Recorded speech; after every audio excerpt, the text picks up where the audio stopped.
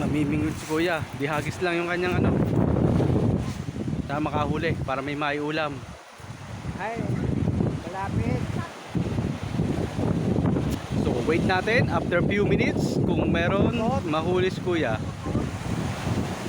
Ay, sadyang putol yun. O yan, nakahuli. Nakahuli. Anong isda to?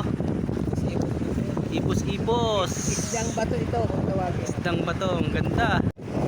Ayun o, unang biyaya ng dagat. Isdang bato daw to tawagin. Ipos-ipos daw tawagin siya oh. Buhay pa siya oh. Masarap daw tong ihaw. Saka sabaw. Lasa.